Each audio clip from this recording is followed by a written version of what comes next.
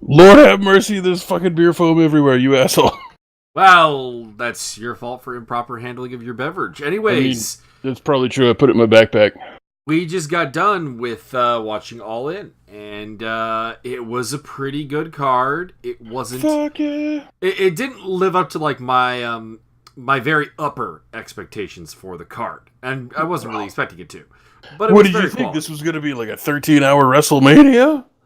Fuck no, I may have killed myself at that point. Jesus Christ. But no, like everything was pretty good. We'll get to the one match that we didn't particularly enjoy. I think I enjoyed it more than you, but I'm in the same camp in the sense that it dragged.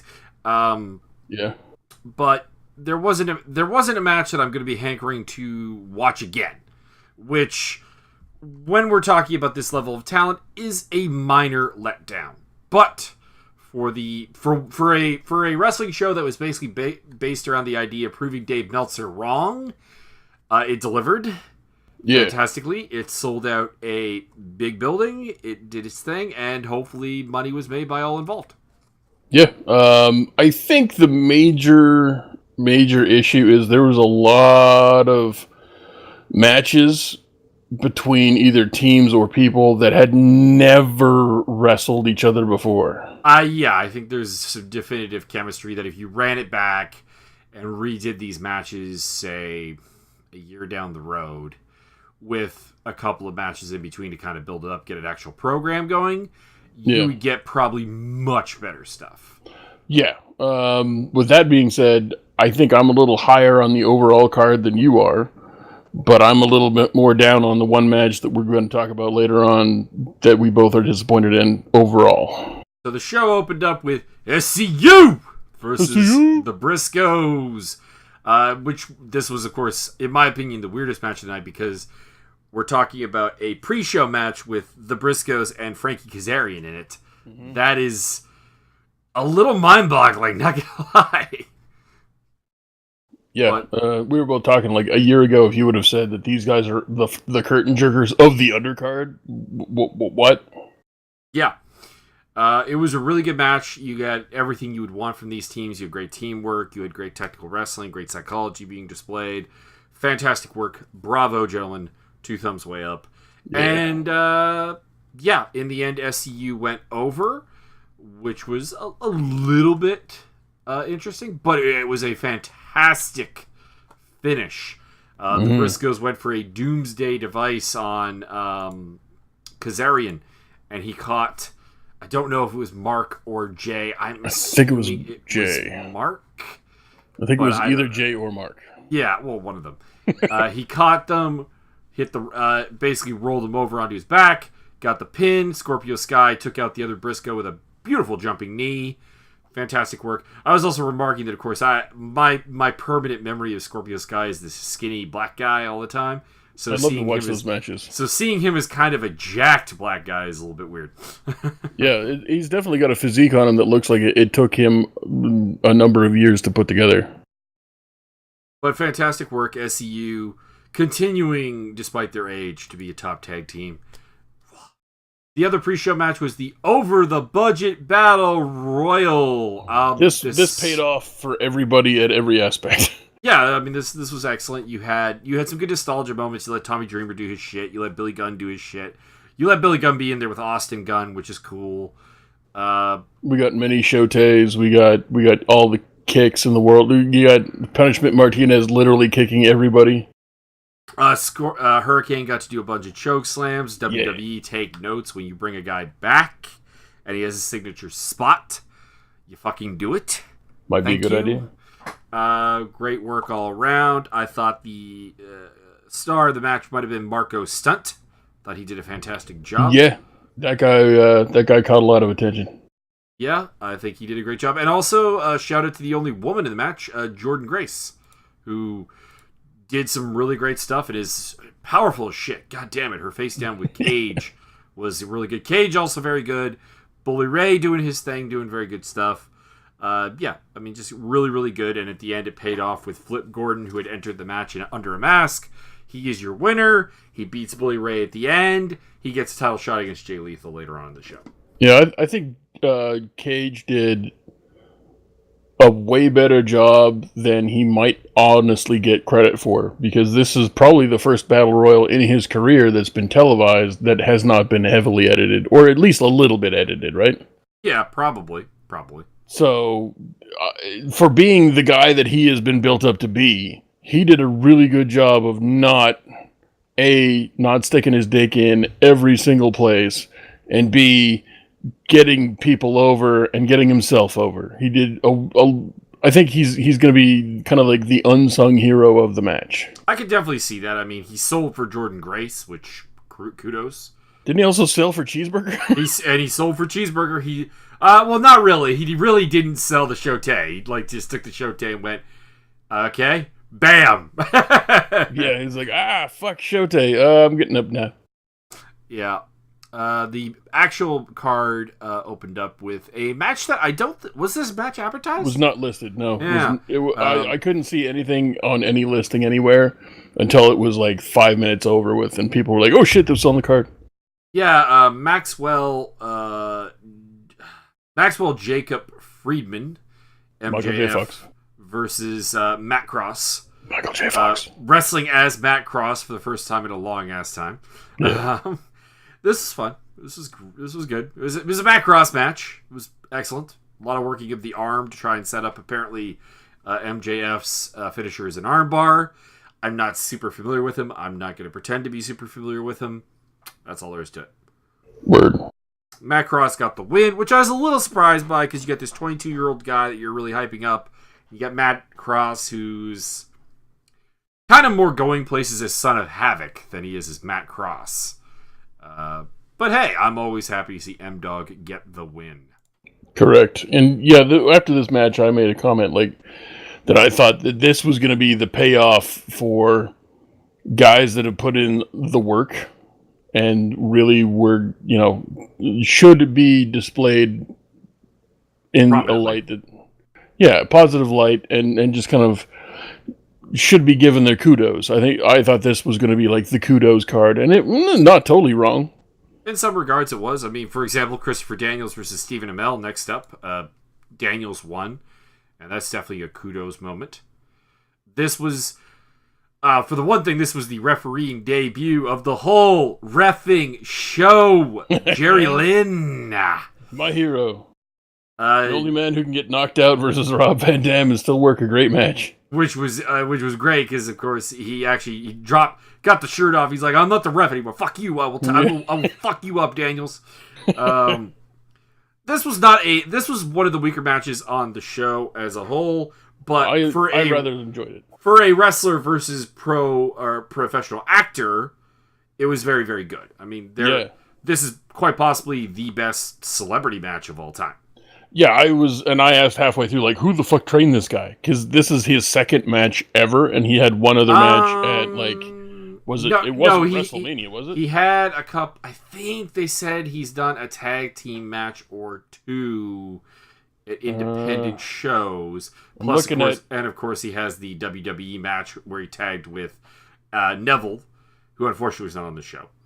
I'm looking at his Wikipedia. I'm looking at his Wikipedia here, and he had that one match in Wobbly Wobbly Bee. He's done a little bit more work in ROH, but not in a 5-on-4 tag match. They defeated The Addiction and Flip Gordon. And now so he's had like, I'm going to say a total of possibly a high number of 4, probably only 3 matches in his whole career. And he did a fantastic job. Like I said, I mean, for a Christopher Daniels match, this was not great, but considering who he was against, very good, very, very solid match. Yeah, he blew a BME once, but I think that was more storyline. Like that was not meant to end the match, and there's no reason for a BME to be thrown out there at that point for somebody to get kicked out of. Yeah, and then we had the ladies: Britt Baker, Madison Rayne, Chelsea Green, and Tessa Blanchard. Mm-hmm. I did say that this probably would have been better if it was just Britt Baker versus Tessa Blanchard, and I stand by that because I've just never really been into Madison Rayne or Chelsea Green as wrestlers. Yeah, I get. Chelsea Green did great character work during this match. She does fantastic character work, but her actual technical wrestling is not great. Yeah, fair enough. Madison Rayne was an wrestler that would happen to be in this match. Britt Baker was great, and Tessa Blanchard was great. The finish seemed to be like it was supposed to look like an almost save, but it got kind of botched. Tessa went over, which makes sense. She's the Impact Women's Champion, pretty much, which, for all intents and purposes, is the freaking women's world title. Let's be real. Yeah. The other thing that was weird during this card is nobody came out with their titles. Unless they were defending the title, which makes sense to a degree. Yeah. Tennille Dashwood and Mandy Leon was on commentary, and Mandy Leon is looking very fine. Very attractive. Then we had the biggest entourage I have seen for a match. Damn. Nick Aldis defending his NWA World Title against Cody Rhodes. Nick Aldis coming out with Tim Storm, Jeff Jarrett, Sean Daivari, and Samuel Shaw. Cody coming up with Brandy, Tommy Dreamer, DDP, Glacier. Yeah. A man that we believe to be Eden's or Brandy Rhodes' dad, and a mystery fifth guy that we still don't really have any idea who that was. Nobody has a clue. And I noticed actually when they were doing the celebration, that guy was not like he was gonna get in the ring and then just left. He went right up back up the ramp. Yeah. So this was interesting. Earl Hebner was the referee. He got choked up a little bit doing his promo to start this off. Choked up / had an elder moment. Yeah.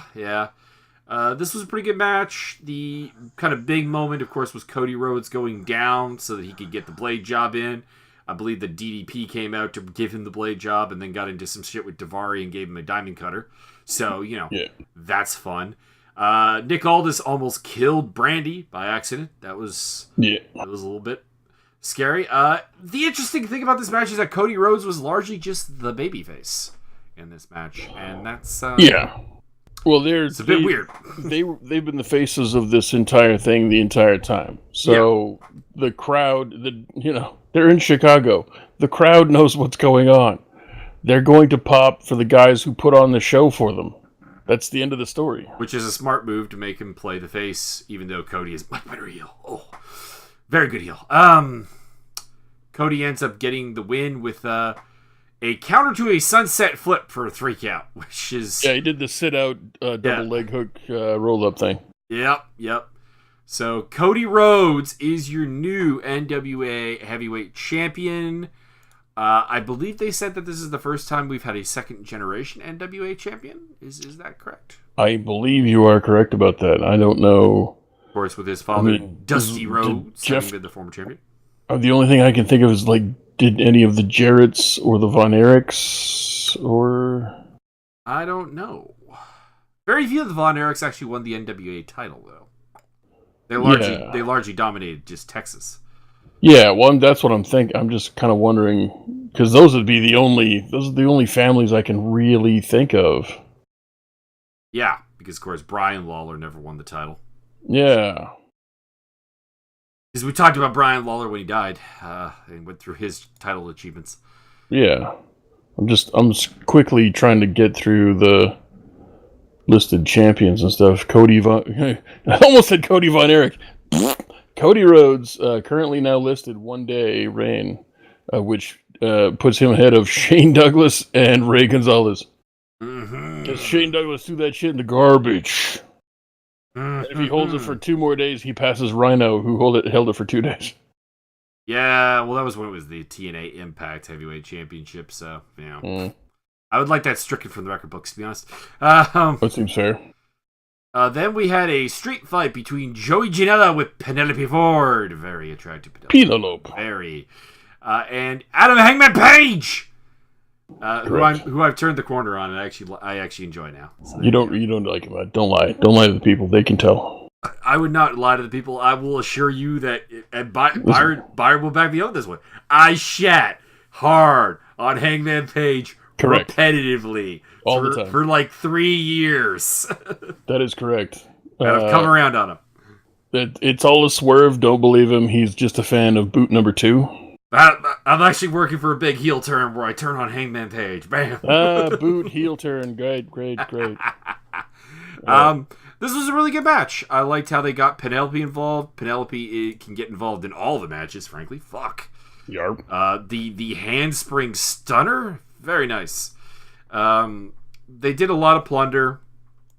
Obviously, it's a street fight, fun. You marked out pretty hard for the buckshot lariat over the barrel. Well, no, they didn't do that. That was my problem. Is they whipped out a barrel, and so he did it over the barrel, but he didn't do it over the barrel when it was moving. He did in fact jump over the barrel. That was my thing. Is they pulled out the barrel because Cracker Barrel apparently. I don't know if they were a full-on sponsor, but they definitely. Cracker Barrel was a full-on sponsor for this show. Okay, but they also provided the catering.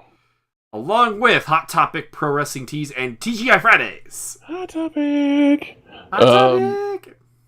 So there was a couple spots. Hangman came outside, whipped the fucking tablecloth off of the barrel that had Cracker Barrel logo on the side. He goes to throw Janelope into the barrel, which Irish whip counter.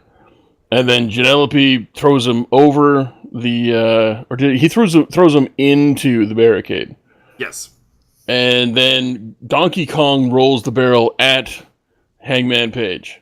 And I'm really ready to mark out for a buckshot flip lariat over, like a handspring buckshot flip lariat over the barrel, and it didn't happen. But then he pulled one off I can't remember, like he got knocked over the barricade, but then he pulled the buckshot lariat when he flipped back over the barricade. Yeah. I think that could have been the spot of the year. It would be definitely up there. It would have been freaking awesome. We had some tables involved in this. We had some chairs. We had your standard plunder. Really solid match. It was interesting with Penelope bringing out the boots so that Paige could talk to them. And then he dumped the phone out of the other garbage bag. So funny. Took out Penelope, strangled Janela with the phone, ended up putting him away with a rites of passage off of a ladder into a table. Pretty solid ending. And then when he hit that move, I was like, that come on, you can't New Japan that any further. Yeah. And then things got awesomely weird. And you left the room. I think you had to pee. Yeah, probably. And you came back, and there were guys dressed as penises coming out. Yeah. So the match was over, and I had to pee really bad for about 5 minutes. So okay, I'll be back. Go pee. Come back, and there's 6 dudes dressed as inflatable dicks. And I sit down, put the headphones on, and go, "What am I seeing here?" So what you missed was they put a picture of, they did a little video segment of Joey Ryan bloodied up, lying down, and the camera pans down to his crotch, and his dick starts to get hard. I'm gonna have to rewatch that. And then, of course, Joey Ryan came out. Yeah. And he did the dick spot. Yeah, that was good. I enjoyed all manners of this. And then they did the Dicker Taker. Yeah, the Dick Druids. The Penis Druids. Penis Druids. So, Joey Ryan did the dick spot, laid out Hangman Page, rolled him towards the guys in the giant inflatable penis suits, and they did the Undertaker Druid spot, but they're dicks, so it's the Dicker Taker spot now. And Ian Riccaboni, the line of the night. By the way, 3-man commentary box of Don Callis, Excalibur, Ian Riccaboni. Riccaboni did a fantastic job. Yeah, they rotated a couple of extra guys. Yeah, they had a special commentator for the match with Aldis and Cody Rhodes. Yeah. Apparently was the guy who called Cody Rhodes' first ever match in Ohio Valley. Yeah. So that was a nice touch. But Ian Riccaboni had, with the comment of the night, there are 2 things in wrestling I get really hyped up for, and I can't remember what the first one was, but the second one is Joey Ryan oiling himself up. Oh yeah. Yeah, I can't remember what that first one was either. So that was fun. We're gonna get that feud. So fun. Then we moved into the ROH title match. We have Jay Lethal walking through the backstage area, going 10,000 people, kind of being nervous about it. Then an arm just reaches out, smacks him on the shoulder, hands him the Macho Man glasses. And for anybody who hasn't been watching Being the Elite, they've been doing this storyline with Jay Lethal where somebody will come up behind him and tap him on the shoulder, like kind of forcefully, and he'll like seize up like he's had some sort of like nerve damage, and then he'll go into the Macho Man. Yeah, oh Bulldog, what's going on, man? Where's the braids? Yeah. and Davey and and Smith Jr.'s like, whoa, okay, you need to calm down. and then they'll like eventually during the promo they'll tap him on the other shoulder and is it the same shoulder? I can't remember. Anyway, they'll turn the switch off. Shoulder. Yeah, they'll turn the switch off. Like he has a button on the shoulder. Yeah, they'll flip the switch the other way, and he's like, "What the fuck happened? Oh my god, it happened again, didn't it? Oh no." I went to the one doctor, said I had like 6 months to live. The other one says I'm fine. I don't know what the fuck's going on. So anyways, Flip Gordon comes out, and he's brought the Flip Army with him. Lieutenant Brandy Rhodes. Yes. Which I am very down for. Yes. And then we get the Black Machismo music. He comes out, he's got Lottie Poffo! The crowd, okay, so the Macho Man music hits. The crowd goes fucking nuclear. And he's coming out with the Genius. What the fuck? So this match, interesting. Highlights being that Jay Lethal is acting like Brandy is Ms. Elizabeth. And he's like taking her to his corner. You stay right there. And like doing it until she hits him on the shoulder to turn him back into Jay Lethal. Yeah, and so he wrestles like what, a third of the match or like half the match? Probably about a third. Yeah, probably about a third of the match as Jay Lethal. Usually he like wakes up in the ring going, "Oh shit, okay, here we go." And then they do a spot where Lanny Poffo, the Genius, calls him, like gets up on the apron and like calls him over like, "Come here," and smacks him on the shoulder and turns him back into Black Machismo. We had a bit of a New Japan moment where frickin' he hit the 3 elbow drops onto Flip Gordon, who then hulks out, so we get Hulk Gordon versus Black Machismo. I would be absolutely 110% fine with it if they would have gone a little bit further with the Hulk aspect. I think it's just that Flip, like it's like asking Flip Gordon, "Okay, all right, you're gonna work a match kind of as Hulk Hogan," and Flip going, "I really have no idea how to do that." Yeah, well, and you know what? I think it was, and I could be wrong, but I'm gonna guess that maybe this particular spot was thought up on the day. And Flip didn't have enough time to go, "Oh shit, let me watch, 4 hours of Bulk Rogan." Yeah, he basically did the "you" and then beat him up a little bit, hit the big boot. And that was the extent of Hulk Gordon.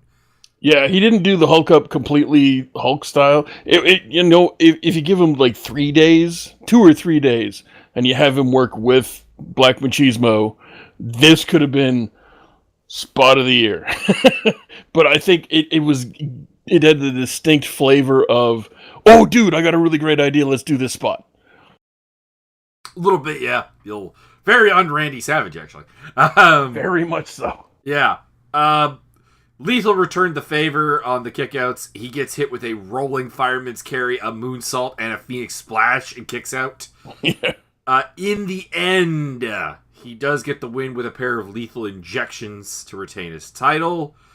Shakes hands with Flip Gordon, hugs Flip Gordon, and then we had I'm doing no, sir. Flip Gordon hugged him. Oh, pardon me. Yeah, Flip Gordon hugged him, and then we had, and I'm doing air quotes, a run-in by Bully Ray, because this was not a run-in, this was a saunter.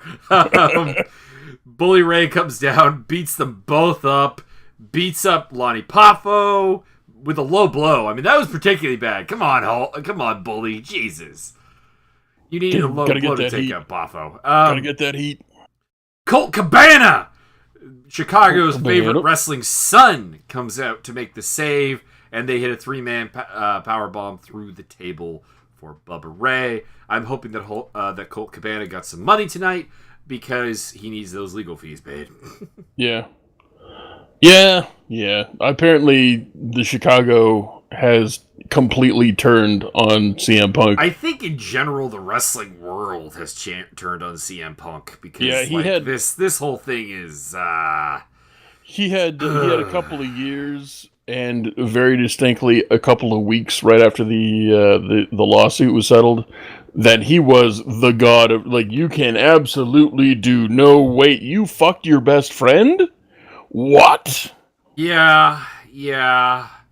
And it just seems over like some really petty shit because, like, the other thing is, of course, that this lawsuit would not have involved Colt had basically CM Punk not told him that he would take care of it. Yeah. Oh, because they sent a letter to Colt basically telling him to pull the podcast. Pull the podcast, we won't sue you. So he talked to Punk. He's like, all right, Punk, they sent me this letter. I don't necessarily have the funds to go to court. If they sue me, what should I do? And CM Punk basically said, I will take care of it. And that's the only reason he did not pull the podcast. Yeah. Yeah, Punk guaranteed that he would pay all legal fees, and apparently, and I didn't know this, I had no idea that there had been any kind of problems in their friendship. I thought they were still, like, the best friends in the world. It's Rocky at the best, and well, I would say non-existent at this point. Now that you know they're kind of suing each other. Colt Cabana is specifically suing Punk, and the rumors that Punk will counterclaim for slander or some kind of which isn't going to work. He might think it's going to work because he's won since so far, but it's not going to work now. But I didn't know. I had no idea that there had been any kind of fracture or problem, or I thought they were just the best of friends and they were fighting together. I didn't know that, like, 2 years ago, apparently this is what the deal is. 2 years ago, CM Punk started sending, like, cut off Colt Cabana and started sending him bills, and Colt Cabana's like, dude, you said you were paying for everything. That's why I didn't pull it down in the first place. It seems like, all right, so the deal with Punk, as far as I can understand, I've never met the man. It's like, this is armchair psychology based off of secondhand information. Yeah. But it seems like he has some serious paranoia issues because, like, it's kind of like Hornswoggle told the story of, like, Hornswoggle's like, okay, so me and Punk had this guy's number. I lost my phone. I lost his number, but I still had Punk's number because something to do with, like, he had Punk's email and the signature has Punk's number or whatever. He's like, so I text Punk and I'm like, can you give me this guy's number? And, like, I come into work the next day and, like, Punk's telling everybody that I'm just using him to get to some other guy. And it's like CM Punk seems to be under this impression that realistically people cannot like him. They have to want something. And he's kind of gotten to that level, it seems, with Colt Cabana. I guess he's, like, give him 2 weeks, he'll be divorced then. Yeah, I don't really think that his relationship with AJ Lee is going to overly, handle that. But it's kind of the same thing with, like, all the other, like, he dated a bunch of divas, of course, Maria Kanellis being probably the most prominent.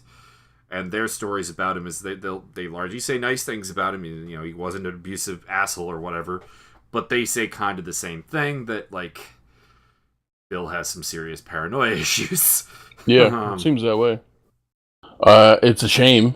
It almost sounds like I'm about to read this guy's eulogy, because I think I am. I think, A, he's got zero future in MMA. B, he's never going back to pro wrestling. And if he does, he's going to eat shit for way more time than he thinks he should, and he's going to quit again. Yeah, I mean, WWE is not going to take him back. And then on the independent circuit... WWE will definitely take him back. Well, and bury him is what I mean. Like, they're not gonna push him. That's what I'm getting. Yeah. And on the independent scene, unless he can figure out a way to make, like, everything right with Cabana, man, no one is gonna be super happy. Like, people will book you because that's money, but man, it's gonna get ugly real fast if this is what you do to your best friend. Like, oh man, Jesus. Yeah, I don't understand. I can see the psychology over a period of time, right? And it was kind of the same thing with, like, Jericho had, like, the same story where he's when Punk left WWE, he's like, sent him a couple of messages asking him what's up, how's things going, just a private conversation, and then he heard like secondhand that Punk was just saying, well, Jericho's just trying to get me on the podcast to talk about it and pump his ratings, and Jericho's like, never once offered him like to come on the podcast. If he had asked me to come on the podcast, yes, I probably would have said yes, but I'm trying to reach out to this guy on a human level. It's not a business thing. Yeah, it's like I said, over a period of time, i.e., like his career, right? I've been paying attention to CM Punk. Other than his honestly, his WWE run, I have seen zero of. Because when they started hiring ROH talent that was great, I knew that they were going to bury them or just use them up and cut them with no push, no prominence, no effort, nothing. Punk and Daniel Bryan are the literally two exceptions to that rule. Okay, I was wrong twice. Yeah, no, but otherwise, yes, very correct. So I have seen zero of CM Punk's WWE run, and I have seen zero of Bryanson has his WWE run, other than his GM work and stuff this year, of which I have seen very little of because I have not watched main roster bullshit since before WrestleMania. Yeah. So I understand what he meant to me before he went to the WWE, and I expect that is the same as what he means to other people, because a lot of other people got to see what he had to offer. And if you can see what he has to offer, you just can't help but be a fan.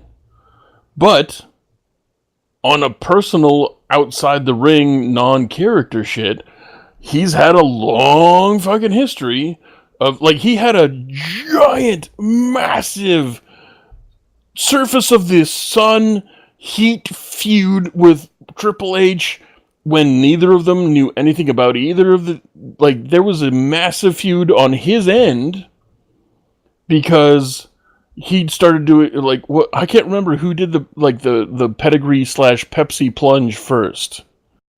I believe the answer is Triple H did the pedigree first.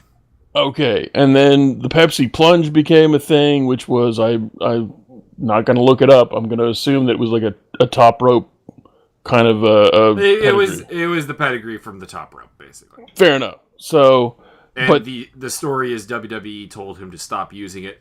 One, because it was bad for his knees, and it is. Yeah. But two, that obviously that's Triple H's move. Mm-hmm. But this was before he was ever. This was years before he was ever in WWE. There was a massive surface of the sun level heat feud between Triple H and CM Punk because of CM Punk. Looking back on it, it was 100% CM Punk playing the victim, playing the paranoid. He does that. He's paranoid to the point where he, and then he tries to make himself the victim. And you're seeing it again with the Cabana thing because, like I said, talking about trying to do trying to possibly do a counter sue. Yeah, you're not the victim here, Punk. It's not. Just he not. hasn't been the victim for a long time. Well, he was the victim of a frivolous lawsuit by the doctor, but okay, sure. Had once no in real his basis. whole career. Yeah. So it's just over a number of years, and it's become very apparent that he is, shall we just say, a negative Nancy. He also doesn't help himself when he does interviews in regards to, when he was doing the MMA thing, he would go on interviews and he'd be like, "I'm not talking about pro wrestling, I'm talking about MMA," and they would stick to it for a little bit. Michael Landsberg probably did the more famous one with him, where it was, oh yeah, I remember that. I'll talk to you about MMA, but and Punk even says, like, on the interview, because he starts going into pro wrestling, he's like, "I'm here to talk about MMA, not pro wrestling." And Landsberg's basically like, "Okay, well, you haven't had a fight. We've asked you about the training.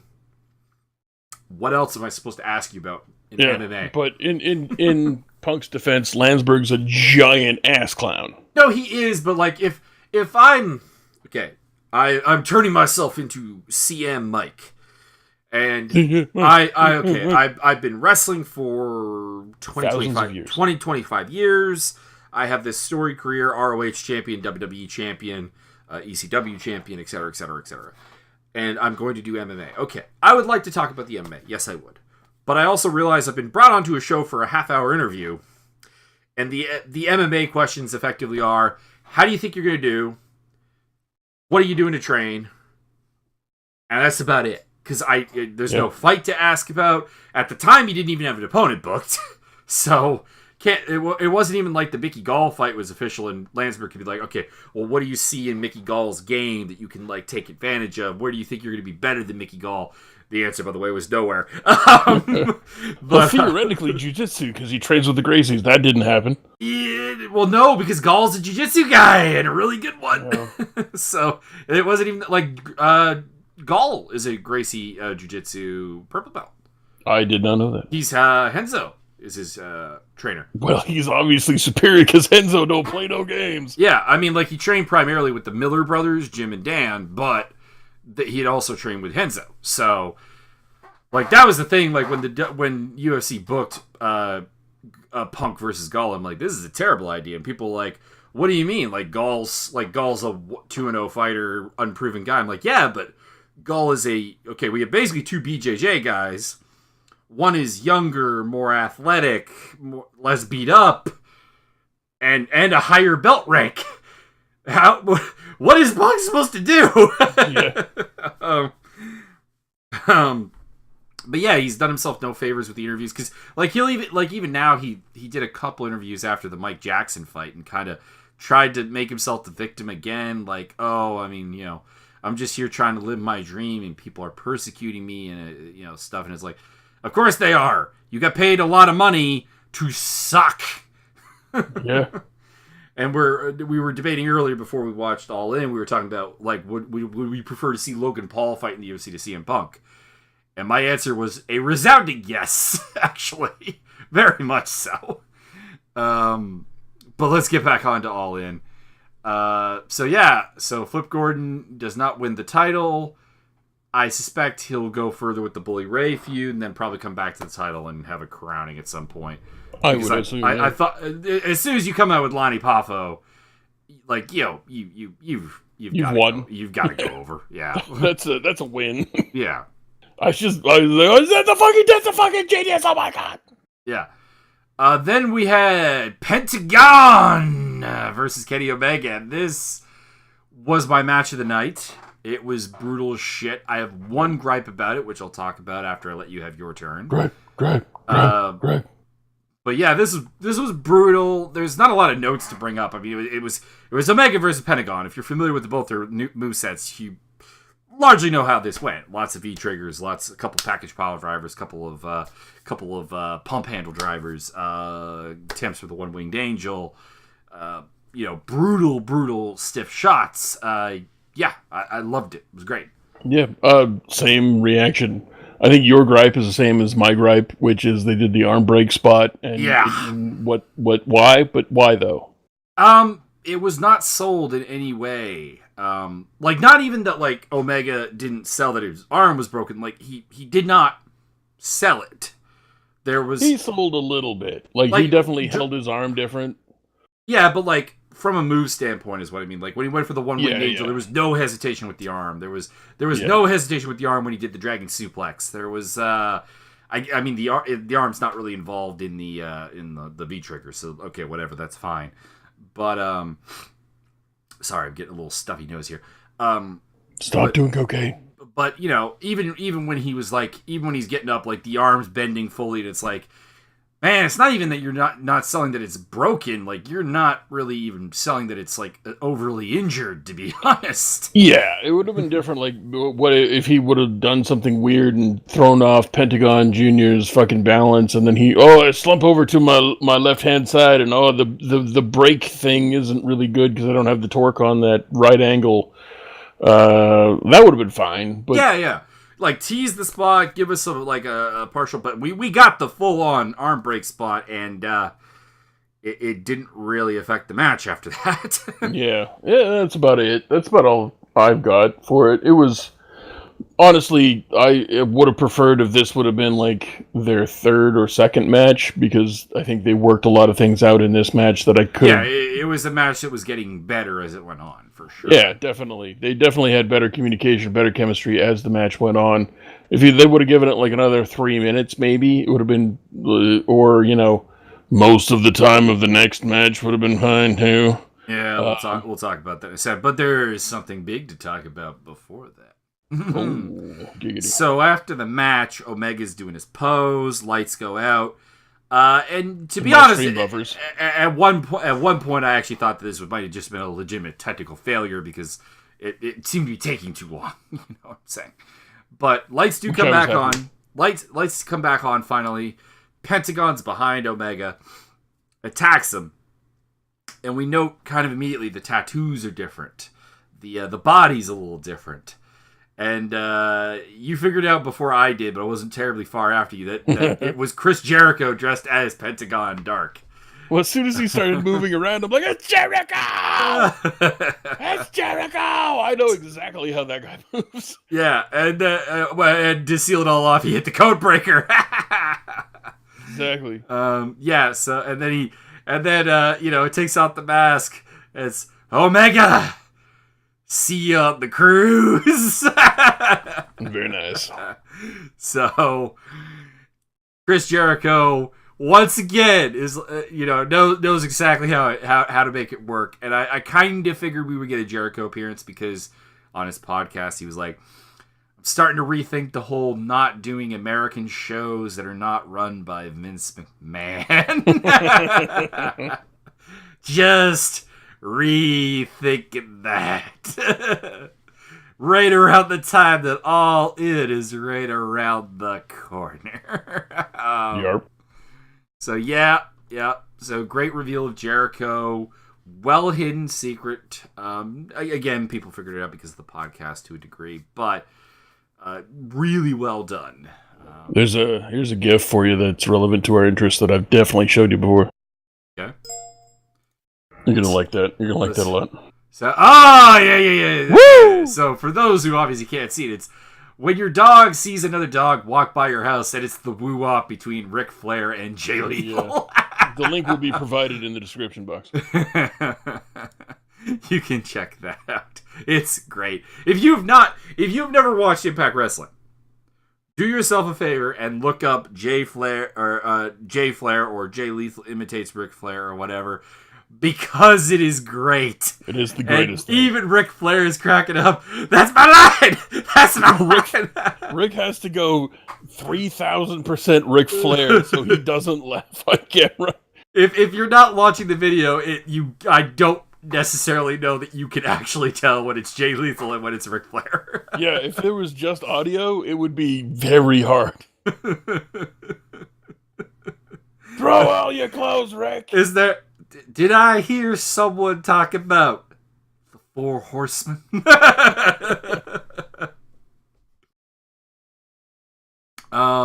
Which, by the way, was the beginning of Fortune, and that was kind of a wreck. But we'll roll on to the low light of the card, and it's disappointing that it's the low light of the card because it's Marty Scurll versus Okada.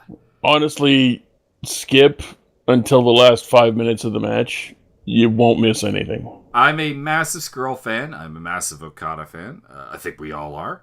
You know what? I was a damn big Okada fan, and when he became Vacation Okada, oh my god, it's the best thing in wrestling, bar none. End of story. And this match was trash. Yeah.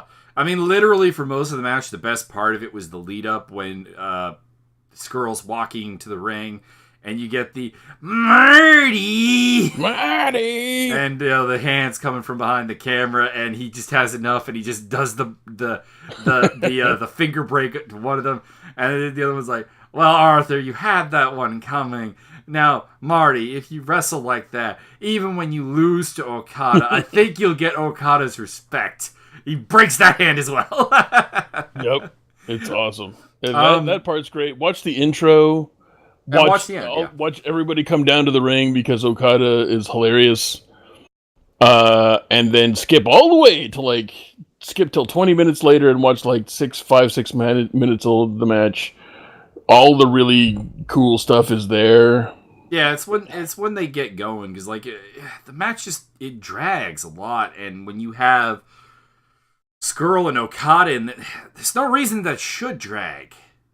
Like, I mean, if you wanted to do I don't know, I'm just gonna pick. If you wanted to do Billy Gunn versus Bully Ray on this card, and you for some asinine reason wanted to make it 25 minutes, I expect that to drag because it has to. But there is no reason that these two should drag. There is no reason that I should be on my computer looking at the Mech Warrior Online icon going, I could sneak a game in right now. Oh, I was just trolling. I was going through Imager and checking out stuff. And I've got 3 monitors. Mike's got 4 monitors. I put those things to fucking use. And I was not watching the majority of this match because it was not interesting. It was just wrestling moves that happened to be on a screen. It didn't tell a story. It didn't entertain me. It didn't do anything that I couldn't watch somebody in OVW do. This was just moves on screen for 20 minutes. This is the longest match on the card by 4 minutes, almost 4 full minutes. This was 26 minutes and 5 seconds according to Wikipedia. The next nearest one was the Hangman Joey Janela match, which was 20 minutes and 8 seconds. Oh no, sorry. The Cody versus Nick Aldis match was 22 minutes 1 second. So, and that deserves it. It's a title match. And that's another thing I'd like to talk about, if we may. Go ahead. The order of these matches didn't make any sense. Yeah, I thought that the Aldis match should have been definitely later on in the card. I don't have a problem with the main event. We got 2 matches on the undercard, mm-hmm. and we got all the other matches on the main card. So there's 11 matches total. So, your 6th match of the entirety of the evening is the Heavyweight Championship of the World. Out of 11. What? And considering we, in a nutshell, had 2 title matches on this entire card, those should have been the second and third match from the end. I'm willing to let the Golden Elite versus Team Rey Mysterio take the main event spot. That's okay. Sure, I guess, if you want to. And Pentagon Omega could also possibly outrank them, but what is Skrull and Okada doing as the co-main? Yeah, that doesn't make it even if this match lived up to what it should have. Yeah, and this was still not a co-main. This should have been a 10-minute to 15-minute maximum comedy match that I enjoyed the shit out of, that stole the show. This should have been both of these guys combining to channel their inner Yano and just going for the dirtiest win or the most lackadaisical win or whatever. And it should have been this should have been the match right between anybody who held right before anybody who held a title having a match. Or it should have been Skrull winning. If you're to go, that was kind of the thing, is we went 25, 26 minutes to have Okada beat Skrull. I don't know. Something about that just seems anticlimactic, even ignoring the fact that the match wasn't very good. But there was one great highlight. At one point, Okada was getting ready to set up for the Rainmaker, and he puts his hand out in front of Marty and does the 205. Which was great. And Marty grabs his fingers. It's I've got your fingers.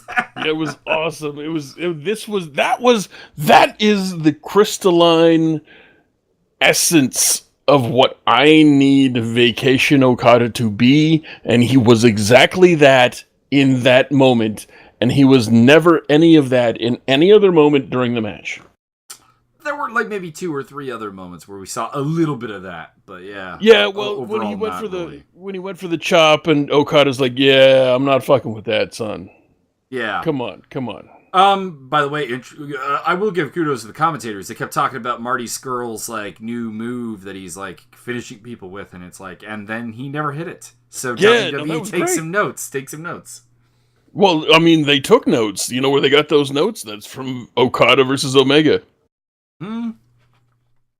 That's exactly where that's from. Like, he's got this new move. He's got this move. If hits this move, oh my god, this move. Oh, he didn't hit it. Oh. And then we had the main. I suppose it's actually Okada won with the Rainmaker. Two Rainmakers. Yeah.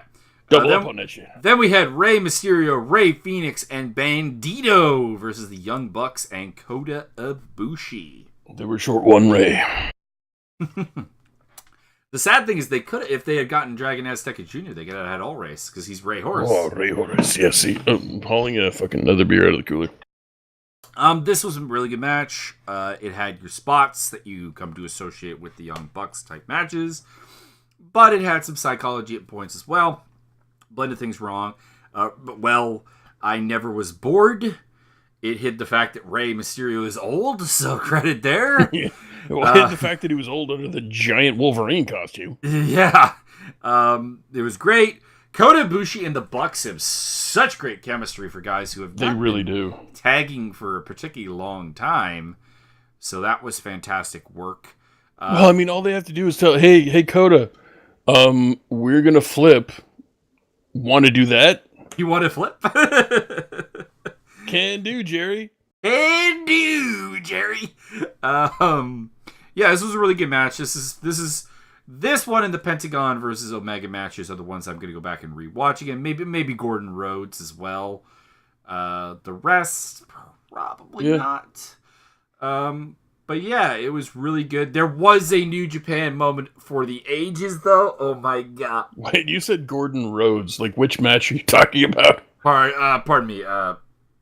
Lethal and Gordon. I might watch Lethal and Gordon and Cody versus Aldis again. I don't think I need to watch Rhodes versus Aldis again, to be honest. I think I might need to watch it at least one more time. If Nick Aldis ever stumbles across our podcast, you need to change your name back to Nick Magnus.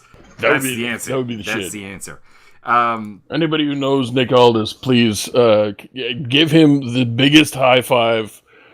Get up on a chair and give him the biggest high five ever for marrying the hottest woman in wrestling.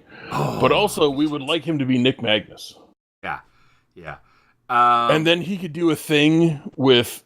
then he could go to the WWE, and in 6 to 8 months' time, depending on injury recovery, he could join up with a certain tag team, and he could become Magnus P.I. You know what I'm saying?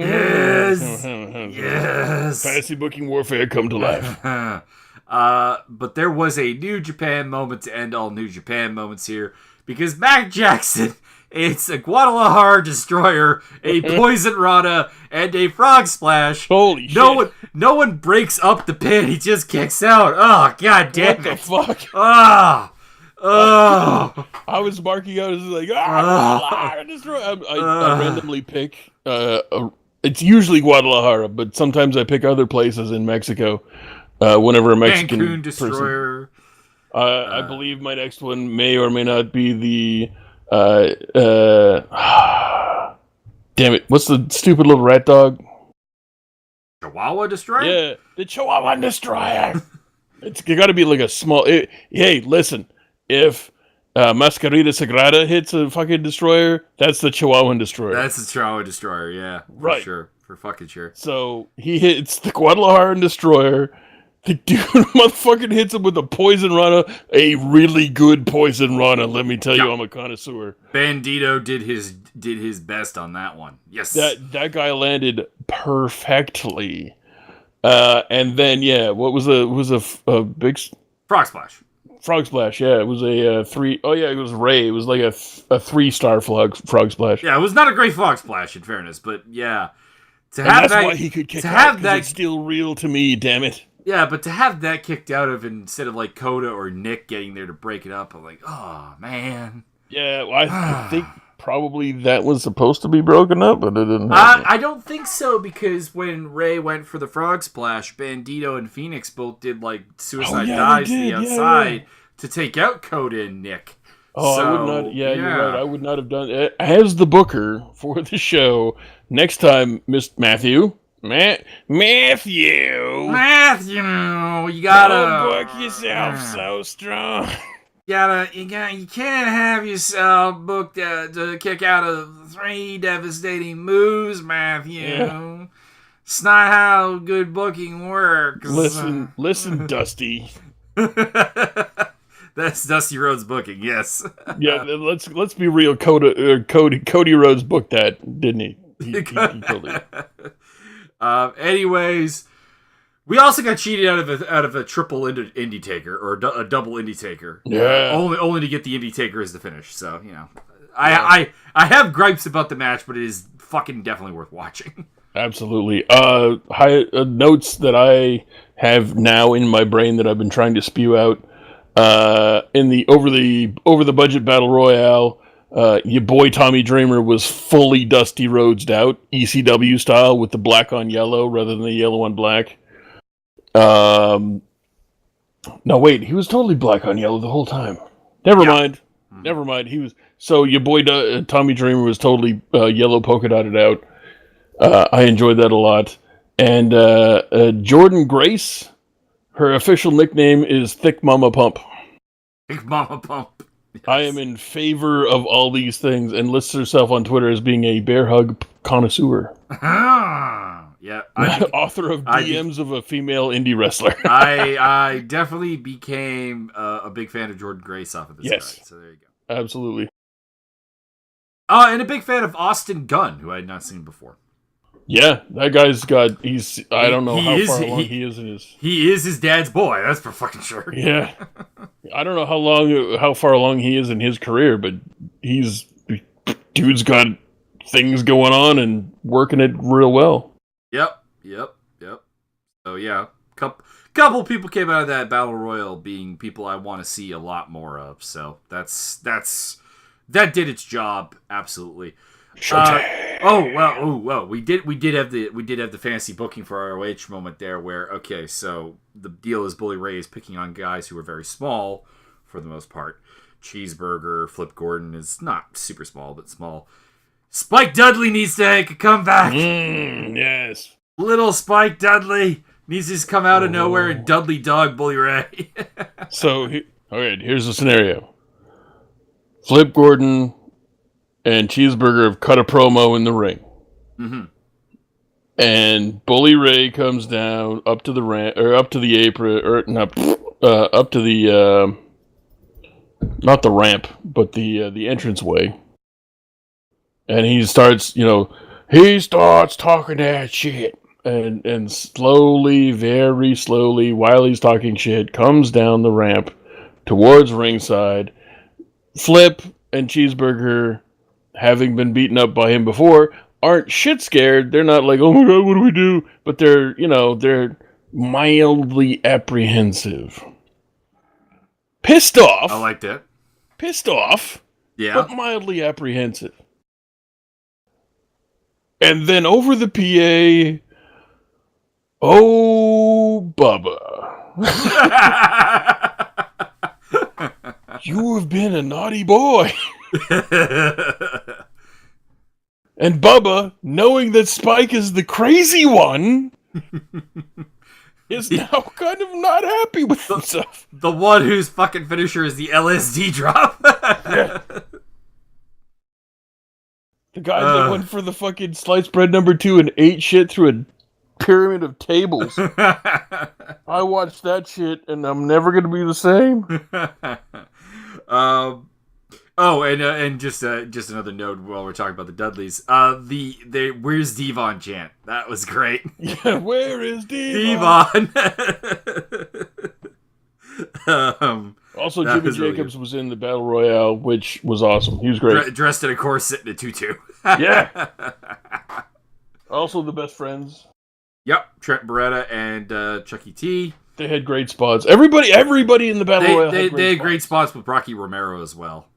With And Rocky. see, I was confused because I've been watching the BTE, and Chico, 100%, Chico is definitely Rocky Romero. Yeah, generally, yeah. But when this, like, no jobs slash through the whole thing, guy comes down, I mean, I thought that was Chico, I thought that was Rocky Romero, and then he gets submarined by Bully Ray, like, right away. It's like, well, that's all right. That's a good way to get Rocky Romero, like, get him a little bit of a payday, but not have him actually wrestle. He's kind of semi-retired. That's cool. I like that. But we're like, I don't know, a quarter of the way into the match, and like, holy shit, that's like Rocky Romero's in the match. Like, that's Rocky Romero right there. Doing the forever! Forever! And repetitively running away from Billy Gunn, which was hilarious. Every time somebody got into a schmozzle in a corner, he's like, back to this other corner. Yeah, they're doing that thing. I'm like, holy, but that's Rocky. Where's Rocky? Was Rocky working 2 gimmicks at once? Is Rocky getting paid twice? That's a Rocky thing to do. So I had totally forgotten after like the first third of the match. I think I brought it up one time a little bit in passing after the first third of the match.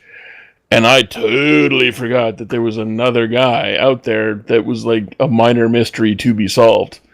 And then, lo and behold, it was Flip fucking Gordon. That turned out to be Flip Gordon. Yeah, as soon as he jumped in the ring and he held his arms a certain way, I was like, that's Flip fucking Gordon. I enjoyed that a great deal. There was a lot of emotional payoffs throughout the entire night, and except for like the Okada Skrull match, which was kind of disappointing. Other than that, and it's a shame that it's the longest match because it really should have been maybe not the shortest match, but it should not have been it shouldn't have been anywhere over 15 minutes total. And that's really my only gripe about it. It was like particularly when we wound up with like a 12-minute main event. Yeah. And Matt Cross didn't even get 9.5 minutes. Matt Cross was the little shortest match, and he has potentially the most athletic ability. Probably at one time. I would say not currently. Yeah, fair enough. He's balding a little bit. The gray hairs are coming in. I don't know how old he is. But what if we got Flip Gordon versus M-Dog 2020? What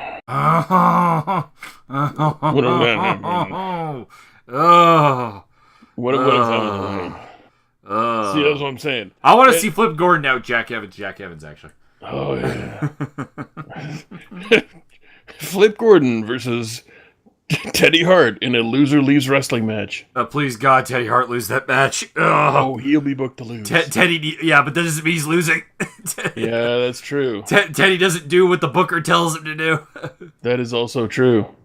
He's dumb. To be honest, if we're talking about CM Punk playing the victim, Teddy Hart is the only person who plays victim more ridiculously than CM Punk. What if we had Teddy Hart and CM Punk form a tag team?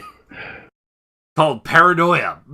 Yeah. And called Be the Victim. And they had to face Kenta Kobashi and Walter.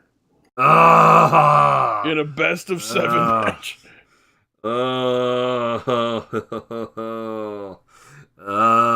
Fun fact. I want to work Samoa Joe in there somehow. Oh, fuck. Jesus.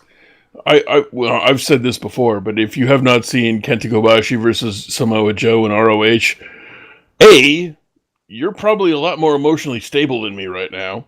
But probably. B, Jesus fucking Christ, if you're a wrestling fan, holy shit, watch that.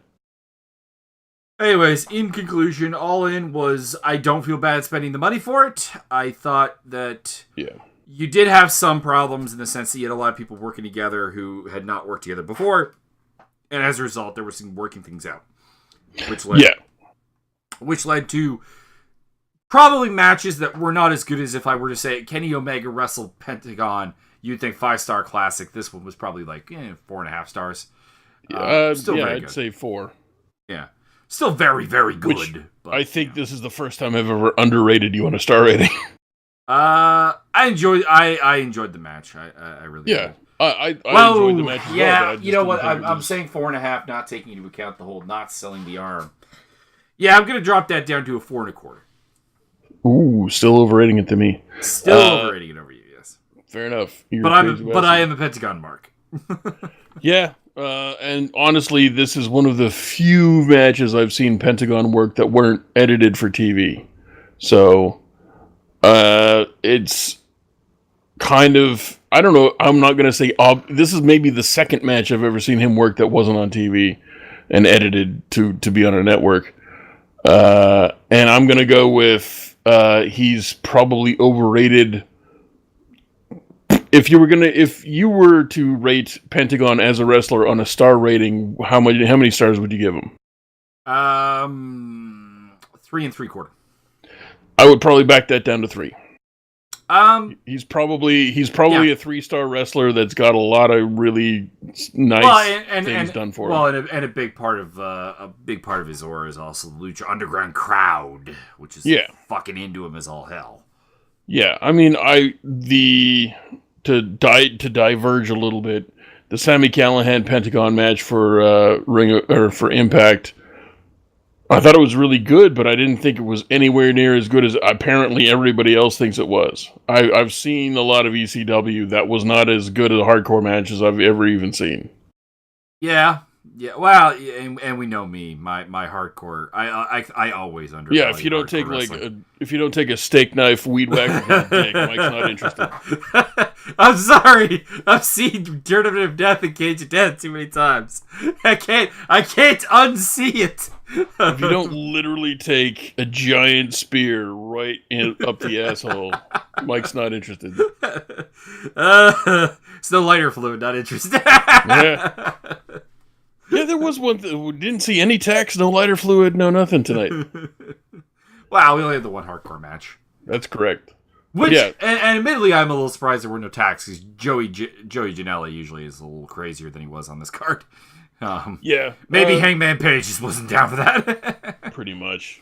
Yeah, it's just kind of a final thought.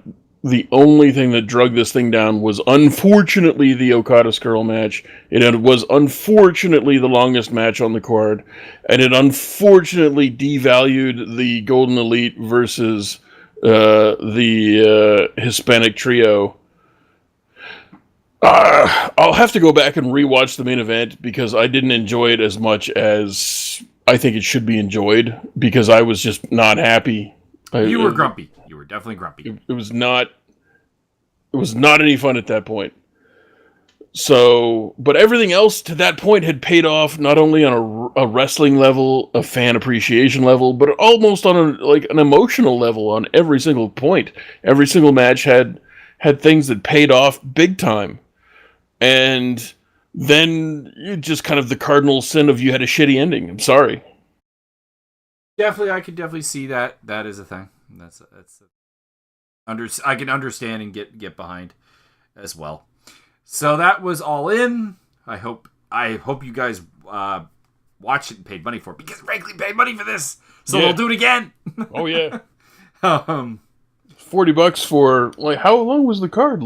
4 hours? It's 3 hours and change. Well, I watched all of I watched all of it while you were dicking around with Q-tips or whatever. Q-tips? I just made that up. Okay. Anyways, that is all. Get off Byron's lawn. Correct. And happy Labor Day.